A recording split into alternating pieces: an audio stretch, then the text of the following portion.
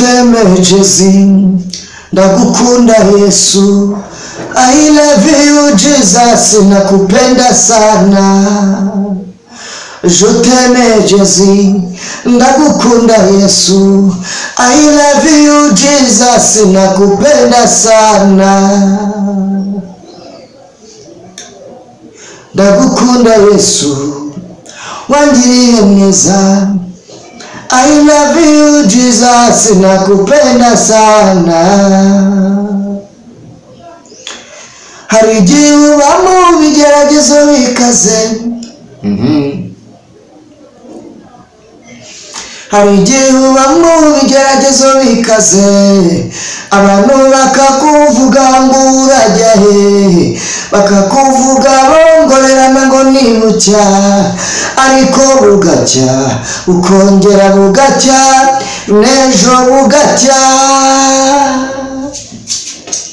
Iyo uri mu bibazo abantu ntibakuvugisha, nta n'umuntu yagutura karurutega, kandi kuko benshi baba bifuza kutanabaho, ariko Imana ihagukuye bati natwe twaragusengeye cyane. Uyu munsi barakuvuga ukabura ukugira, baraterana bakavuga kuri ikibazo, nawe wakubura amaso ukabura aho kunyura, ariko dore Imana iraje gucira inzira, izo ngorane utahamagaye ziragira iherezo. Hari igihe uba mu bigeragezo bikaze, abantu bakakuvuga ngo urajya he, bakakuvuga bongorerana ngo ni bucya, ariko bugacya ukongera bugacya n'ejo bugacya. Reka nongere gushimira we tubana umunsi ku munsi, we wakoze subscribe, like, share ndetse na comment. Imana y'amahoro niguhereze imigisha myinshi. Ndumva nuzuye gushima Imana, kandi nuzuye kubwira abantu bakurikira Salomo TV ngo dusoze umwaka dushima Imana, kuko Imana hari ikintu yakoze gikomeye. Kuba Imana yaraturinze byonyine navuga ngo ni ibintu by'ingenzi. Kuba Imana yaraturinze nawe ni ibintu nakwita ngo by'ingenzi. Dukwiye rero kuboneraho tukaba twagira gute, tukaba twashima Imana. Hanyuma ndizera ndashidikanya ko hari abantu bakunda Yesu Kristo nk'umwami n'umukiza. Mu Basilamu bakunda kuvuga Muhammad, intumwa y'Imana Muhammad. Abakristo cyangwa se abarokore bavuga Yesu Kristo. Nyuma ndumva nubwo buryo mbizemo, Abahinde bo ngo bafite uko bizeramo, bafite uburyo bizeramo mu misengere yabo. Donc ku isi hose abantu bafite ukuntu bizera cyangwa se bafite imyizerere igiye itandukanye, ariko bose ndabasuhuje.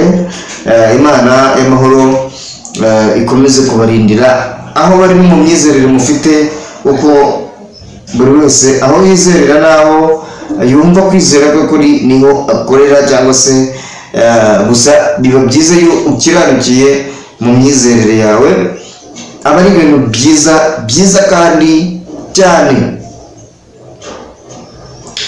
Hanyuma ndagira mubwire ngo wowe wakoze subscribe uri umuntu w'ingenzi, kandi nawe utarakora subscribe ikandeho kugira ngo tujye dukomeza kubana mu biganiro bigiye bitandukanye tugenda tunyuza hano kuri YouTube ya Salomo TV. Narabwira abantu mbashishikariza ko ni ukuri kudufasha, ni ibintu byiza kandi ni ibintu by'umumaro. Ndabibasabye ngo wowe niba wogeze ikiganiro fasha gisangiza abandi, ni ukuri uraba ugize neza kandi Imana y'amahoro izaguhemba. Nashyizeho indirimbo kuri YouTube yari isanzwe, ariko nongeye kuvuga ngo reka nyishyireho kugira ngo nibutse abantu ko izo ndirimbo zihari, mwongere mwe mwazireba. Nsubira mu kavideo katari gakosoye neza, nongera ndagakosora. Ni indirimbo ivuga ngo Yesu ni isoko imara inyota.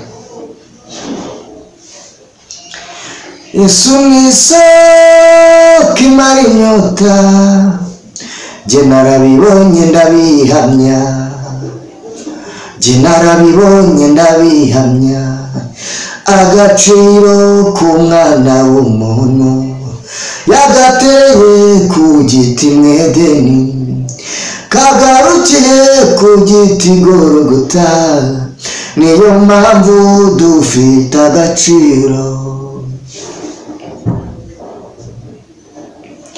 Hari umunsi bigeze bakuvuga ngo urapfuye ariko irakurengera, n'uyu munsi baraguharabitse wihangayika Yesu arakurengeye. Yesu ni isoko imara inyota, jye narabibonye ndabihamya, jye narabibonye ndabihamya.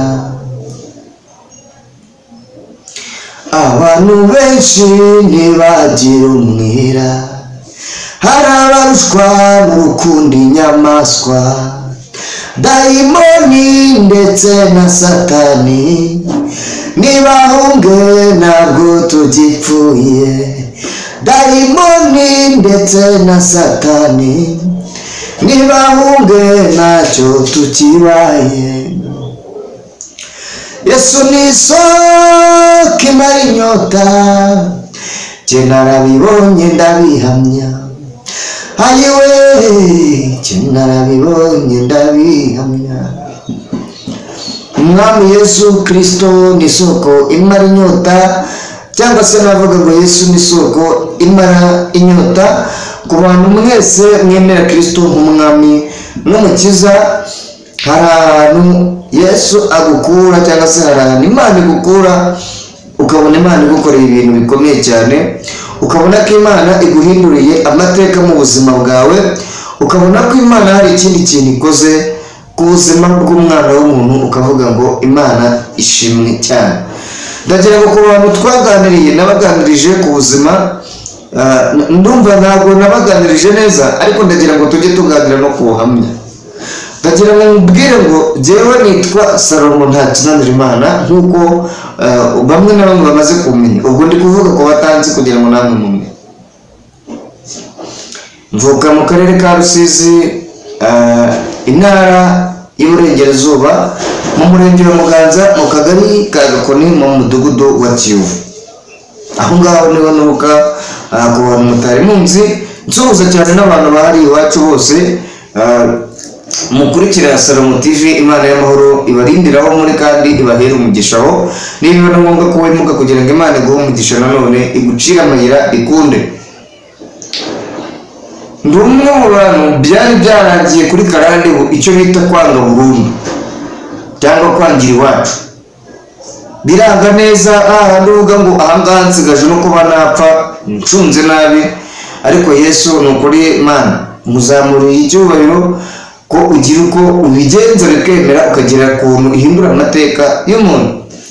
Nanjye rero ndi umwe mu bantu Imana yafashije, mvayo bigoranye ariko mvayo ngera mu mujyi wa Kigali. Buriya abantu nabonye hari abantu bakunda n'ubuhamya. Wakwibaza ngo naje mu mujyi wa Kigali gute, nahageze gute? Genda byibuka bwa mbere nateze nza mu mujyi wa Kigali biranga, hari mu mwaka w'ibihumbi 2019. Bwa kabiri nanone ndongera ndaza mu mwaka wa 2020 biranga,